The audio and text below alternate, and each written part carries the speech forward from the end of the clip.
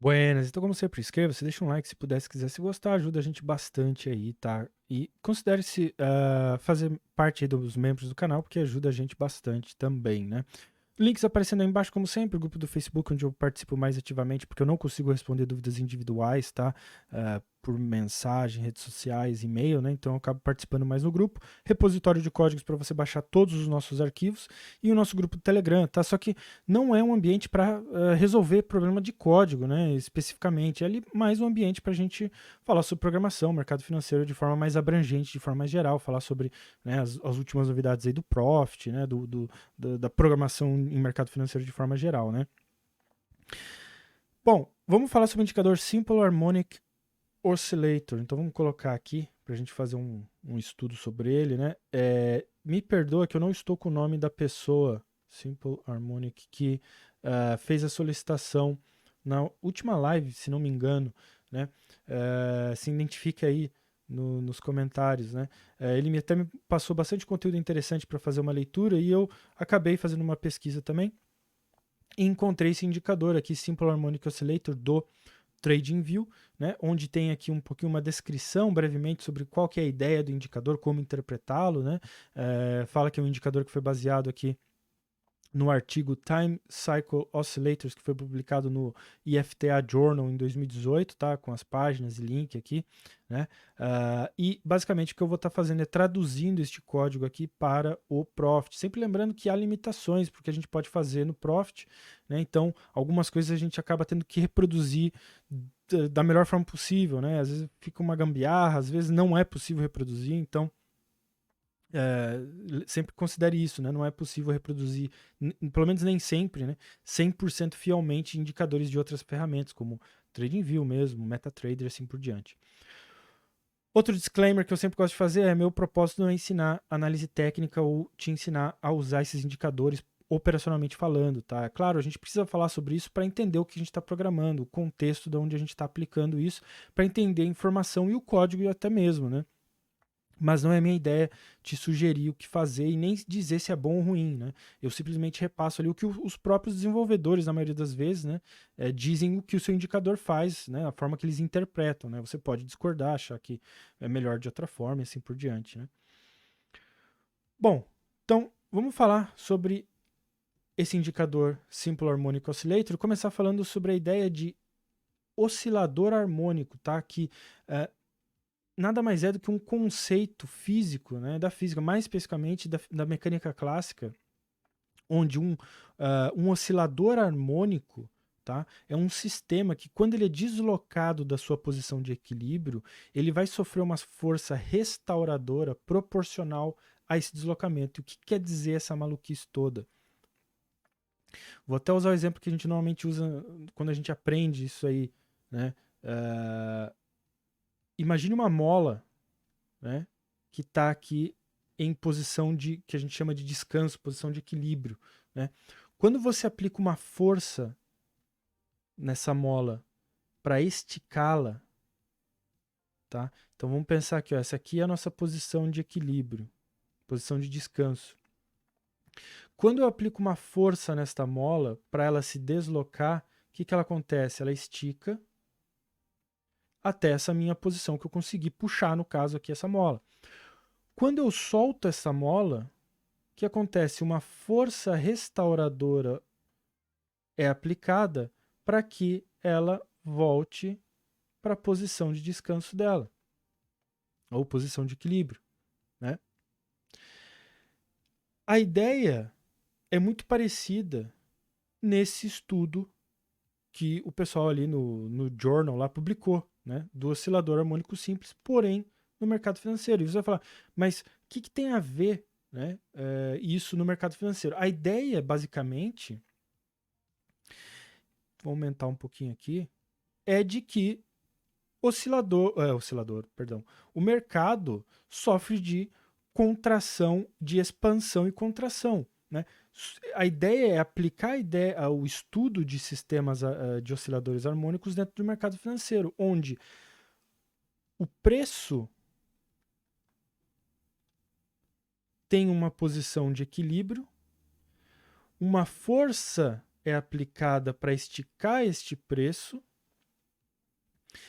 E, inevitavelmente, uma força proporcional na direção contrária vai ser exercida para retornar este preço para sua posição de equilíbrio ou descanso. E não é um conceito, se você parar agora para pensar, né, tão distante do que muita gente diz sobre o mercado financeiro, que o mercado trabalha em ciclos de expansão, retração. Né? Qual que é um exemplo clássico de mercado brasileiro deste conceito, né, que é muito citado? Né? É pensar na Selic versus a inflação. Né? O que acontece quando a inflação é deslocada para fora da sua posição de equilíbrio? Né? Não veio uma força restauradora para trazê-la de volta, que é justamente a Selic, né? Para conter a inflação, e inversamente proporcional também ocorre. Né? A Selic pode subir, a inflação vai cair, a inflação cai, a Selic sobe. Né? Então, a ideia de contração e expansão, né, é algo comum em estudo de mercado financeiro. Né? Não necessariamente somente gráfico de análise técnica e preço, né, mas de estudo de mercado. E a ideia por trás deste indicador, né, oscilador harmônico simples. Tá? E como que ele funciona, então, né, na prática, vamos dizer assim? Né? Bom, eu tenho dito e repetido que este é um oscilador. O que é um oscilador? Dentro do mercado financeiro, né, o contexto de mercado financeiro, a ideia de oscilador é um indicador que, obviamente, oscila dentro de uma variação limite, que neste caso são os valores 100 e menos 100. Então, esse indicador vai variar dentro dessa variação limite, vai oscilar dentro dessa variação limite, entre 100 e menos 100. Então, este cálculo que a gente vai ver, né, ele vai calcular justamente esse índice, vamos chamar, né, índice harmônico, que vai tentar determinar esse período do ciclo do mercado, né, de expansão e retração. Então, no contexto do mercado, no contexto do indicador, 0 representa essa nossa ponto de equilíbrio, esse valor de descanso. Né? Região de 40 sobrecomprado e menos 40 sobrevendido seriam as expansões, né, deste mercado. E aí ele considera a região 60 para cima ou menos 60 para baixo como regiões de extremidade deste oscilador. Tá? Mas normalmente a gente observa aqui o valor de 40, né, valor de 60 e menos 60, aí são valores extremos desse indicador. Tá? Como que é feito o cálculo, então, matemático aqui, para a gente entender agora um pouco da programação, o que está acontecendo aqui, né? A gente tem alguns componentes que a gente vai usar no nosso indicador, no nosso cálculo. Esses primeiros componentes que você vê aqui, C e CY, representam o preço de fechamento, portanto, close, né? E CY, o fechamento do dia anterior. Y seria yesterday, né? O dia anterior em inglês. Né? Sempre lembrando que, preferencialmente, esse tipo de indicador é utilizado em gráficos diários, né? Então, você vê aqui um D, tá? Claro, você pode aplicar em gráficos interdiários, mas é daí que vem o estudo, né? E vem a ideia, né? Dos gráficos diários. Então, por isso você vê aqui CY, né? Seria o fechamento do dia anterior. Tá? V vai representar a volatilidade. Então, o VT seria a volatilidade aqui, né, que é o preço de fechamento menos o fechamento anterior. E VY é o VT anterior, que seria a volatilidade do dia anterior, né? Yesterday, né? Aí a gente tem componentes aqui que a gente usa dentro do cálculo de oscilador harmônico, tá? Que eu não vou entrar em tanto detalhe, aliás, não vou entrar em detalhe nenhum, porque não vem muito ao caso entrar na parte de física, né, no momento aqui. Mas, rapidamente, a T vai subtrair este valor de volatilidade pela volatilidade do anterior, A vai aplicar uma média aritmética de período, que é configurado através do parâmetro período aqui em cima, normalmente configurado em 14, deste valor AT, e T, né, é um cálculo aí físico, né? Então é 2 vezes π, né? E π, quando eu digo, é realmente aquela constante π, né, que a gente conhece, 3,14 aqui, né, vezes a raiz quadrada do valor absoluto dessa divisão de VT dividido por A, tá? E aí eu tenho um bloco condicional onde eu digo que se o preço estiver subindo, portanto, o preço de fechamento for maior que o fechamento do dia anterior, eu vou armazenar nessa variável ty o valor positivo de t que a gente encontrou aqui.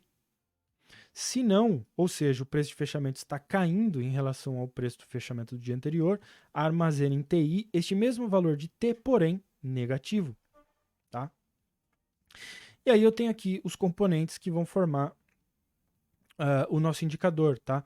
VP e TP são simplesmente médias aritméticas aí, também de período desses valores TI e T. Né? E aqui está a cereja do bolo, né, que é de fato as linhas que a gente vai plotar, o valor SHO, que seria o Simple Harmonic Oscillator, né, que é VP dividido por TP vezes 100, para trazer ele para essa escala de 100 e menos 100, né, e a linha sinal, que é uma média de 3 períodos aplicada neste valor de SHO, né, neste valor de oscilador. E aí eu tenho duas formas de determinar a coloração que a gente vai ver aplicada no nosso indicador. Primeiro, se este valor SHO estiver acima de 0, então a gente vai armazenar a cor limão dentro dessa variável cor 1, se não vermelho. E se a linha sinal estiver subindo, ou seja, o valor de sinal for maior que o valor do sinal anterior, né, então nesta variável cor 2 a gente vai armazenar verde, se não, se essa linha sinal estiver caindo, em cor 2 a gente vai armazenar a cor vermelha. E aí a gente faz as plotagens. Note que a primeira plotagem é o valor de sinal no formato histograma, tá? E eu configuro a coloração desse indicador para essa cor 1, né? Que está aqui, determinada aqui. A minha segunda linha é a minha linha SHO, e essa linha azul pontilhada, e eu já vou falar sobre ela, tá? E a minha terceira linha é também a linha sinal, porém agora no formato linha, né? Porém com uma coloração diferente. Então você note que a plotagem segue o histograma, porque afinal o histograma e essa terceira linha são os valores de sinal, porém a coloração difere. Você vê aqui que mesmo o histograma sendo todo verde aqui, olha a linha, o que está acontecendo. Aqui está vermelho, aqui está vermelho, aqui está vermelho. Né? Por quê? Porque aqui são momentos em que a linha sinal, o valor sinal está caindo. Né? Então ele pinta de cor diferente. A linha SHO, né, que é a linha azul pontilhada, se a gente observar no indicador original, tá, note que ela é até quase escondida, que é essa linha cinza, né, porque a ideia é que a linha em si não é tão importante, o SHO, né, você vê porque ela é uma linha meio abrupta, né, ela vai fazendo assim zigue-zagues, né, a ideia é de que a linha sinal, ela suaviza essa informação, então a interpretação fica melhor. Como o indicador original, eu deixei ela no gráfico para você observar o que está acontecendo, mas você pode até escolher escondê-la, né, para ficar mais fácil, não ficar tão poluído. Né? Então você poderia aqui, ó, comentar essa linha e esconder aquela linha sinal para não deixar tão poluído o gráfico. Tá? E eu deixo como a seu critério, né, o que fazer. Tá? Então, basicamente, esse é o indicador. Tá? E como que é interpretado? Eu vou falar uma forma das quais ele descreveu como é interpretado, tá? Como eu digo, não é o meu papel aqui, né? Mas é importante a gente entender um pouquinho como isso está sendo feito. Né? A ideia é de que, observando essa região zero como a ponto de equilíbrio, a gente vai buscar sinais de compra e venda, né? No cruzamento dessa região de zero, né? Para cima ou para baixo. Porém, ele recomenda utilizar em momentos de tendência de alta. Então, observar momentos em que o mercado é predominantemente comprador. E aí você pode fazer duas coisas. Ou esperar esse movimento de cruzamento para fazer uma compra, né? E acompanhar esse movimento comprador. Né? Ou você esperar o preço se expandir do lado contrário, né, para que quando ele fizer esse movimento de restauração para a força de equilíbrio, né, você capitalize. Então, na verdade, aqui você compraria neste momento. Né? Então, você observaria aqui, ó, note que um momento desse aqui, ó, como ele vem caindo, caindo, caindo, caindo, e de repente ele vira verde na linha, né? Não no histograma, mas na linha. Porque ele começou a subir. Seria uma interpretação achar que este movimento agora de retração se completou, né? Perdão, de expansão se completou e agora ele vai começar a retrair para voltar para a posição de equilíbrio, tá? Novamente, precisa ser testado dentro de um estudo de mercado e dentro de um modelo operacional, né? Ponto importante, e agora, né, esse outro, eu vou apagar aqui para dar uma limpada, né? Esse segundo indicador que você já deve ter visto aqui, deve estar se perguntando o que ele está fazendo. Porque o pessoal que determinou esse indicador tem uma visão de tendência de alta muito específica, que são duas condições: o preço de fechamento estando acima da média móvel de 50 períodos do preço diário e o ADX acima de 18. Para ele, isso é uma tendência de alta. Tá? Pode não ser a sua forma de determinar, mas é o que eu estou aplicando aqui, é o que ele determinou. Então eu tenho um segundo código, e note que nesse meu segundo código que eu tenho uma média móvel, média aritmética de 50 do preço de fechamento do dia, né, aplicada, e eu pergunto, fechamento maior que essa média e o ADX padrão 99 é maior que 18? Então, armazena nessa variável cor a cor limão. Se não, armazena amarelo. Por quê? Porque não tem interpretação de tendência de baixa, ele só quer achar tendências de alta. Então, por isso eu digo, se não for tendência de alta, não me interessa o que é, só pinta de amarelo para eu saber. Note que eu ploto o valor 0. Por quê? Porque o valor não vai ser importante para mim. Eu mando pintar a barra desta cor que vai ser determinada através do teste condicional. Agora, aqui está o grande pulo do gato, né? Note que a plotagem em 0 continua lá e na cor vermelha que não me interessa. Agora, o que eu faço é, eu aplico essa coloração, só que eu seleciono colorir somente o fundo total, e ele colore o fundo total desse indicador aqui. O que eu faço? Eu posso dar uma comprimida nele aqui, posso até tirar essa linha 0 aqui da visão, porque não me interessa, né? Vamos dar uma limpada, e aí rapidamente eu consigo determinar se este papel está dentro da condição que eu determino, né, como tendência de alta. Poderia ser outra, poderia alterar isso aqui, né? E aí o que eu posso fazer? Eu posso vir aqui e começar a procurar. Então, aqui, BBSE3 tá amarelo. Aqui a BF3, ó, verde. Pá, tendência de alta dentro dessa interpretação. Será que é um movimento aqui de expansão, contração? Não sei, vou dar uma olhada no indicador para ver o que pode estar acontecendo. Posso começar a buscar outros indicadores aqui, né? E aí eu posso começar a fazer interpretações. Aqui outro sinal verde. Será que ele vai continuar aqui o movimento de restauração, né? Enfim, será que eu me posiciono aqui na compra, né? Já perdi o movimento maior, mas enfim. Aí entra, né, claro, a sua interpretação de mercado, interpretação do próprio indicador também, né? Então, é isso aí, tá? Eu não vou entrar em tantos detalhes da forma de interpretação do indicador, né? Posso deixar o link do TradingView para quem quiser dar uma lida melhor lá no material, mas você pode encontrar aí na internet, tenho certeza, aí outras formas de interpretar e aplicar esse indicador, legal? Então, agora você pode programá-lo, pode customizá-lo da forma que você achar melhor, e deixa aí nos comentários se você tiver sugestões que a gente pode trabalhar em cima. Legal? Então é isso aí, valeu. A gente se vê no próximo vídeo.